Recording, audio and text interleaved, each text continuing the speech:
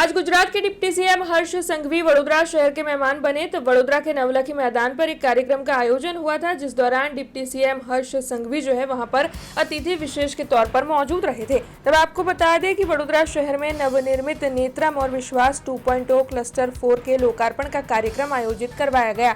तो वहीं गुजरात राज्य पुलिस आवास निगम लिमिटेड में 172 करोड़ से ज्यादा के प्रकल्पों का लोकार्पण और खातमुहूर्त और साथ ही जिला वहीवटी प्रशासन वडोदरा की ओर से 335 करोड़ से ज्यादा के विभिन्न प्रकल्पों के तहत 44 विकास के कार्यों का लोकार्पण और खातमुहूर्त कार्यक्रम आयोजित हुआ।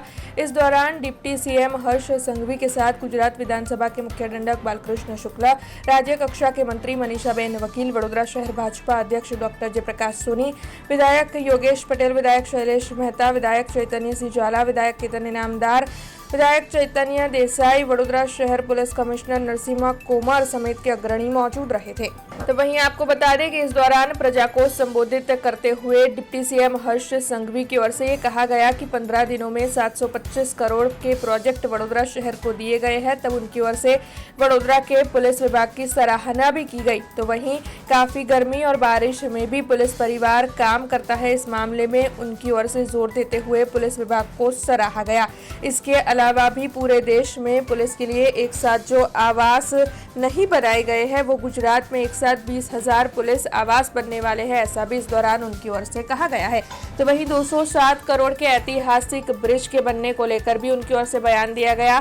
करजन के मोटी कोरल में ये ब्रिज बनाया जाएगा। तो वहीं अन्य कई विकास के कार्यों को लेकर भी डिप्टी सीएम हर्ष संघवी की ओर से बयान देते हुए लोगों को संबोधित करते हुए काफी कुछ कहा गया है, काफी कुछ जानकारियां दी गई है। तब आपको बता दें कि इस दौरान रंगारंग कार्यक्रमों का भी आयोजन देखने मिला था।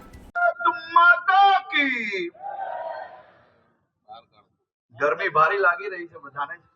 ગુજરાતની ભારતીય જનતા પાર્ટીની ભૂપેન્દ્રભાઈ પટેલની સરકાર દ્વારા વડોદરા જિલ્લા અને વડોદરા શહેર માટે 538 કરોડ રૂપિયાના પ્રોજેક્ટોની ભેટ લઈને આદરણીય મુખ્યમંત્રી શ્રીએ મને મોકલ્યો છે। હજી ગયા જ અઠવાડિયે વડોદરા શહેરમાં 200 કરોડથી વધારેના પ્રોજેક્ટોનું ખાતમુહૂર્ત અને લોકાર્પણ કરવામાં આવ્યું હતું। માત્ર 15 દિવસની અંદર કુલ મળીને 750 થી વધારે કરોડ રૂપિયાના પ્રોજેક્ટો, એમાંય મહાનગરપાલિકા, જિલ્લા પંચાયત, રાજ્ય સરકાર, કેન્દ્ર સરકારની મદદથી આ વિવિધ પ્રોજેક્ટોના આજે લોકાર્પણ અને ખાતમુહૂર્ત કાર્યક્રમ અહીંયા યોજવામાં આવ્યો છે।